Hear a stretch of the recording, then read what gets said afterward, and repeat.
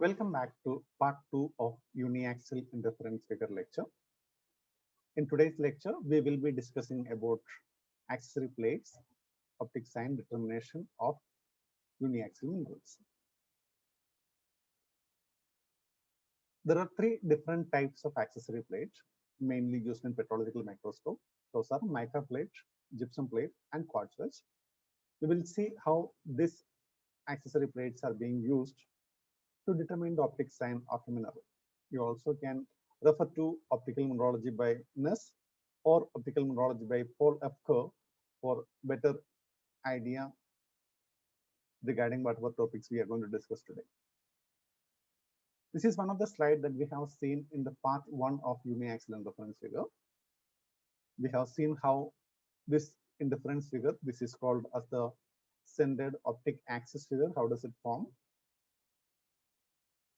How a conoscopic arrangement changes the actual view of a mineral, which is uniaxial, when it is cut perpendicular to the c-axis, and interference figure with isochromes, isogear, and melatope, which is a resultant product of that necessary arrangement to get this particular figure. This slide is mainly for you to actually understand how the vibration directions of E ray and O ray is oriented over here. So please make it clear in these two quadrants, northeast and southwest quadrant, E ray is actually vibrating in this direction, and in the northwest and southeast, E ray is going to be vibrating in this direction. So I told at that time, E rays are normally vibrating as spokes of the wheel, and perpendicular to that, you have the respective vibration directions of omega. So as you know, this is the fixed vibration direction.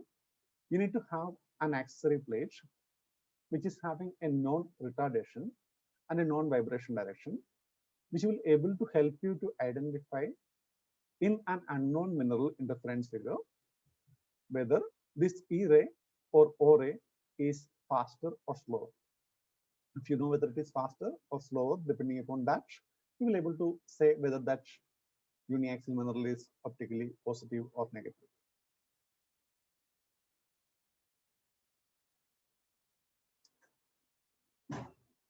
So these three accessory plates, which is listed over here, is always marked with an arrow.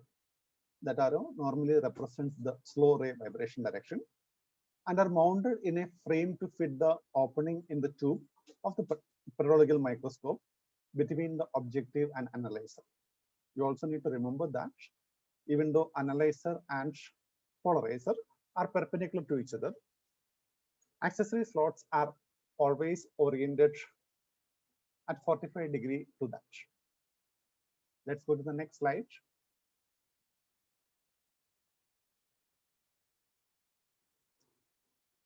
This is how a quartz wedge is actually seen. You have a metal frame over here where a wedge-shaped quartz is mounted.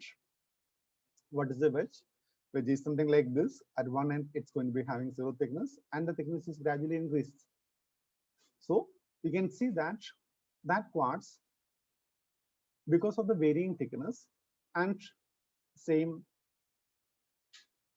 birefringence, it will show you different orders of color. We have seen that retardation delta is equal to thickness into birefringence. So a quartz wedge is ground to produce interference colors from the beginning of the first to the end of the third or fourth order, depending upon the length of the quartz wedge. The arrow marks the slow ray vibration direction. So you can see this is the slow ray vibration direction and this is the wedge orientation.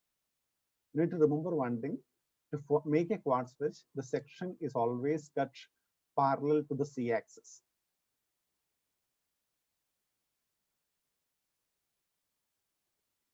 If a quartz wedge is placed between two polars, at the thin edge of the wedge, the thickness and the retardation are essentially zero. So all wavelengths cancel at the upper polar and the color is black or dark gray. That is something what you see over here. That is the beginning in the Michael-Levy chart where the thickness is zero. That is going to be marked like this. But when the thickness is gradually increases, we can see that the birefringence of quartz is 0.009, that's being mentioned over here. It doesn't change. So ideally, a quartz with 0.009 birefringence and a standard thickness of 0.03 mm should give you a first order gray interference color. But as the quartz wedge is having varying thickness, you can see that it will give you a range of colors of first order, second order, sometimes third and fourth order depending upon the make, and that is a clear reflection of the colors you are supposed to see in a Michael-Levy chart. So as the thickness increases, the color changes from black to gray, white, yellow, red, and then repeating the sequence of blue, green, yellow, and red with each repetition becoming progressively paler. So that is what you need to remember. When you go to the higher order, those colors are becoming paler. It's going to be more clear over here.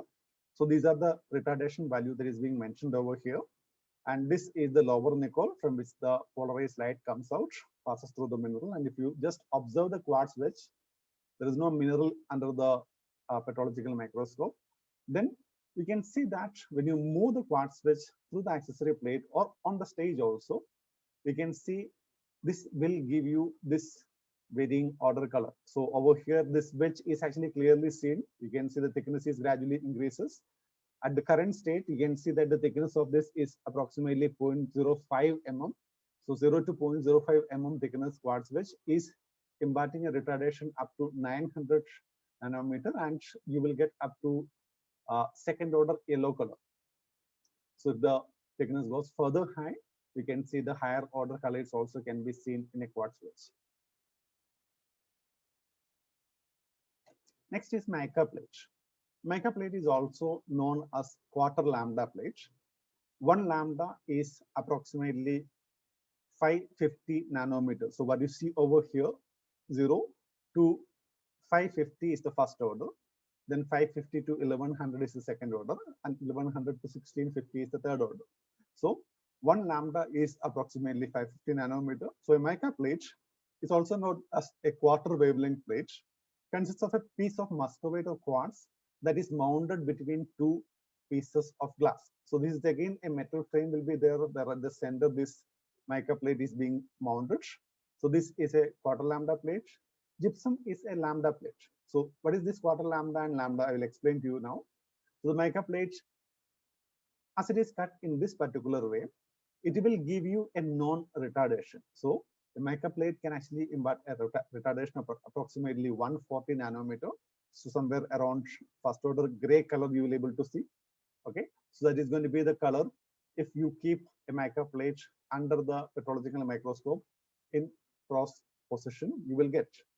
Now, why are we using this? So you can see when you keep a mineral and if you add this non-retardation in the light path, you will see the changes. So such an increase or decrease in the lower or first or second order produces a set of colors markedly different. Only the problem is that in higher orders, little visible range change occurs. Because of that, mica plate is not used in minerals which shows higher order colors. So let's see over here. The same increase or decrease in retardation above the fourth order would produce a little change perceptible to the eye. Thus, in higher order, little visible changes occurs. So you can see over here, a mica plate having 140 nanometer retardation. If you have a mineral which is having 400 nanometer retardation, that will be giving you a color that is approximately around first order yellow color. But if you keep a mica plate and imagine, there is going to be a subtraction happening over there. So 400 minus 140, that is giving you around 260, which is going to be close to white color you will get. But if there is going to be an addition happening, 400 plus 140 gives you 540 nanometer, that is going to be a greater or higher order color you will get. That's approximately a violet color. So addition is happening when a slow ray You have seen in mica plate, slow ray is actually marked over there. So when this slow ray is going to be matching with the slow vibration direction of a mineral, there is going to be an addition. So you can see over here, because of that, there is going to be higher level of color you will get, but it's going to be meeting of slow ray with fast ray. Then there's going to be subtraction, and you will be getting a lower order color. The only problem that is being mentioned here is that when you go to the higher order, say in third order, such kind of changes of 140, we may not able to judge that clearly. Because of that, mica plate is not advisable to use in the minerals with higher order interference colors. This is gypsum plate. It is also similar to how mica plate is actually seen. Only difference is that instead of mica, we are using gypsum, which is going to give you a retardation of 550 nanometer. So with white light, the interference color is very distinctive first order pink or red in color, found right at the boundary between the first and second orders, which is being shown over here. So you'll be getting something like this 560 somewhere over here. So you can see this color which is being shown. That is what's supposed to be shown by the gypsum plate. The gypsum plate is most commonly used to determine vibration direction, but the quartz wedge and mica plate also may be used.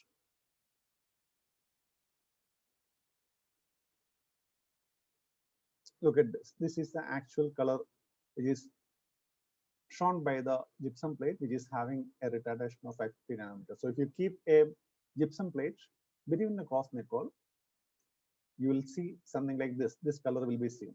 Imagine if you keep another mineral and gypsum plate is actually placed in the accessory slot, there is going to be an addition or subtraction that will happen. That will give you an idea whether that mineral will be having slow matches in the slow ray vibration direction of gypsum plate or not. So this is in summary about the three different accessory plates we are supposed to know. I'm taking you to the next session that is regarding this. In the previous class, we have seen such a diagram to show the interference figure, but you can see that there is a slight difference. This is a uniformly distributed interference figure, but over here you can see a change. These two are having blue and these two are having yellow. This is again another sample showing a nice interference color, interference figure. So as this one. What I'm going to explain is that if you want to determine the optic sign of that particular mineral, how do you do it? Once you got this interference figure, this is a very unique interference figure. That is what we have seen. This is a section cut perpendicular to the C-axis or optic axis. When you insert a quartz wedge, gypsum plate, or mica plate, depending upon which mineral is under study, you will able to see such a change in the interference figure. So this is a normal interference figure, and this is an outcome of an accessory plate being kept in the light path to observe the changes. So we'll see why this changes happens. Let's take, we are taking a gypsum plate. So under the cross nickel, you are actually observing this particular mineral. This is how it will actually show after the necessary adjustment, and you will be getting the interference figure. You are keeping the gypsum plate in the light path, and you will be getting such a view. That means you have got in this side blue color and in this side blue color. You will see why is it happening. Have a look at it. You can see that the first order gray color on inserting the gypsum plate will either increase to second order blue or green, and the color shown to the left below, that is, you can see that 200 plus 550, that is going to be giving you approximately 750 nanometer retardation. And 750 nanometer retardation, that you can see that it is approximately this color, the blue color. So you can see in this blue color on these two sides are a result of gypsum plate slow ray vibration direction matches with the vibration direction of epsilon. Understood? E-ray vibration direction is like this. As the spoke of the wheel, I said, in the northeast and southwest quadrants like this. You are inserting the gypsum plate from here. You are inserting the gypsum plate, and you can see that gypsum plate vibration direction, where slow ray is actually marked, is also in the northeast southwest quadrant. So when you can say that when there is going to be an addition happens, here blue and here blue, you can say that this slow meets with slow. Because of that, there is going to be an addition that happens. Then your inference would be epsilon is slow and omega is faster. So the given mineral section is uniaxial positive. Have a look at it once again, where we can see that a decrease in first order yellow, the color shown on the right below, where you can see that there is going to be 200 minus 250, giving a total retardation of 350 nanometer. So 350 nanometer is going to be giving you approximately an yellow color. Look at over here, 350 is going to be giving approximately yellow color, first order yellow color. So that is what you are actually getting as a result in these two quadrants. So you have got omega that is going to be oriented in this direction. So this flow ray is going to be meeting with the omega, which is actually fast. Because of that, there's going to be subtraction, and you will be getting a lower order color in these two quadrants. So a gypsum plate having non-slow vibration direction, when it is meeting the epsilon in this particular sample, giving you an addition in these two quadrants, indicating that in this, the slow ray is epsilon, and that is why this mineral is uniaxial positive. Let's conclude this with the last two pictures.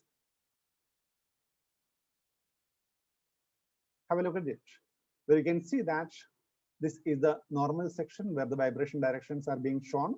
When you insert the gypsum plate, you can see that in this side, there is going to be an addition happens, reflected by a higher order color. And this side, there is going to be a subtraction, where you can say that the E ray is slow ray. And that is why this mineral is uniaxial positive. The same way, when you see a mineral which is uniaxial negative, you can see in this slow ray vibration direction meets with epsilon, which is actually fast ray. That is why there is going to be a lower order color, and this is omega that is going to be matching with the slow ray in these two quadrants, and there's going to be addition happens in this and subtraction happens in this. That is why this is a uniaxial negative mineral. I hope you understood what is uniaxial positive and uniaxial negative. This is the best section to understand this concept. We have two other sections to study, that is an off-centered optic axis figure and a flash figure. We will discuss that in the next video. Thank you.